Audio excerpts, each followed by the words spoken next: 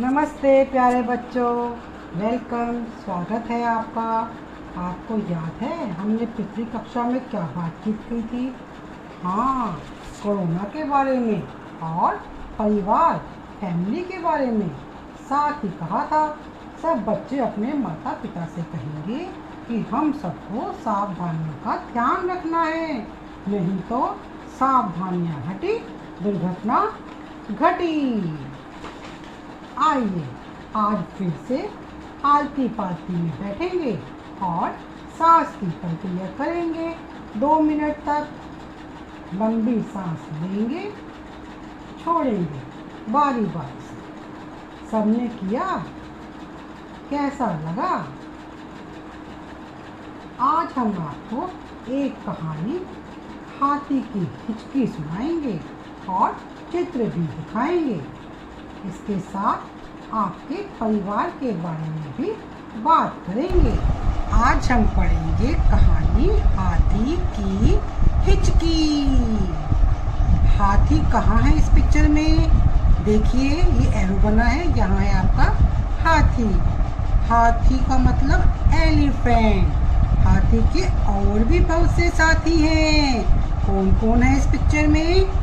शेर, lion, zebra, चूहा, rat, chimpanzee. हाथी की हिचकी।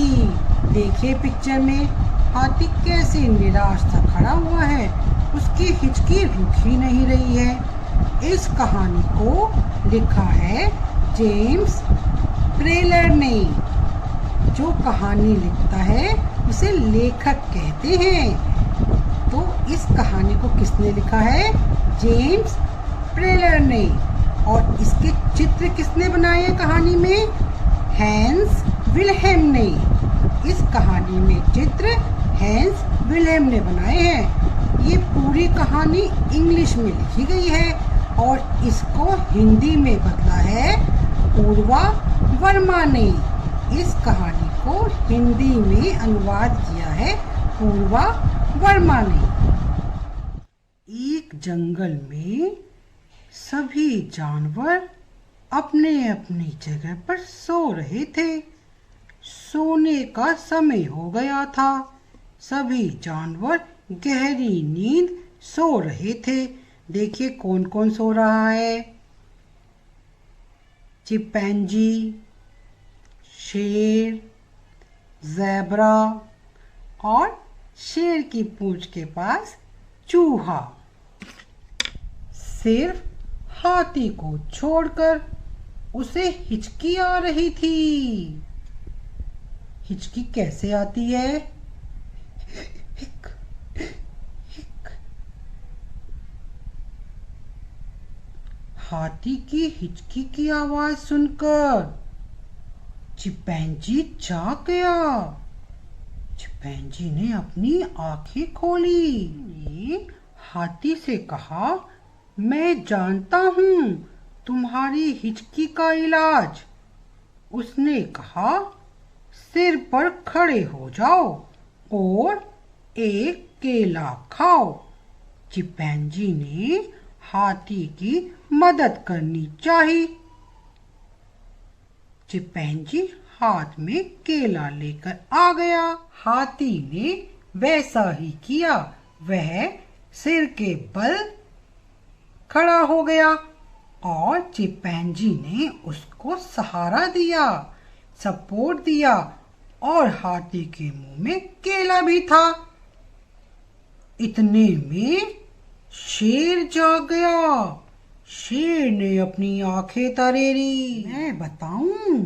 शेर ने कहा, क्या करना है? ढेर सारा पानी पी जाओ हाथी राजा, गटागट। शेर ने हाथी को ये उपाय बताया। हाथी शेर के कहने पर नदी किनारे पानी पीने चला गया और गटागट पानी पीने लगा। लेकिन हाथी की हिचकी जस की तस ही बनी रही। इतने में ज़ेबरा भी जाग गया। अभी ठीक करता हूँ तुम्हारी हिचकी, ज़ेबरा बोला। सांस रोको और 10 से पीछे की गिनती करो। जैसे 10 से पहले क्या आता है आपका 9, 9 से पहले 8, 8 से पहले 7, ऐसे ही आपको 1 तक बोलना है। हाथी ने वैसा ही किया, अपनी सांस रोकी और उल्टी गिनती बोलना शुरू कर दिया। 10, 9, 8, 7, 6, 5, 4, 3, 2, 1। सांस रोककर गिनती करने के बावजूद भी हाथी बेचारे की हिचकी दूर नहीं हुई। वह तो बस हिचकी ही करता रहा। उसकी हिचकी की आवाज सुनकर चूहा जाग गया। हाथी की हिचकी सुनकर चूहा बहुत परेशान हो गया। उसने बोला, यह कैसी आवाज है? चिंपैंजी से पूछा, मुझे तो सोना है। चिंपैंजी लटक कर नीचे उतरा और बोला, चूहे, बेचारे हाथी को हिचकी आ रही है। चूहे ने हाथी की आंखों में देखा और चिल्लाया। कैसे चिल्लाया? चूहा तो छोटा होता है। उसने क्या किया, एक चट्टान पे चढ़ गया और हाथी को अपने पास बुलाया और उसकी आंखों में आंखें डालकर तेज से चिल्लाया, बू बू बू। यह सुनकर सभी जानवर हैरान हो गए। सब देखते ही रह गए और हिचकियों की आवाज रुक गई। इससे हमेशा हिचकी रुकती है, चूहे ने कहा। देखिए कैसे कह रहा है। अब हिचकी की आवाज जैसे ही रुकी, सब जानवर फिर से सो गए। सब देखिए अपनी अपनी जगह में सो गए।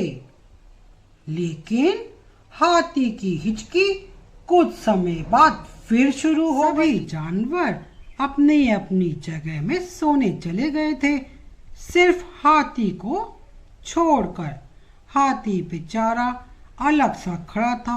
इतने में अचानक उसे जोर से छींक आई। छी! छींक मारते ही बताओ क्या हुआ होगा? हाथी की हिचकी दूर हो गई। कहानी खत्म।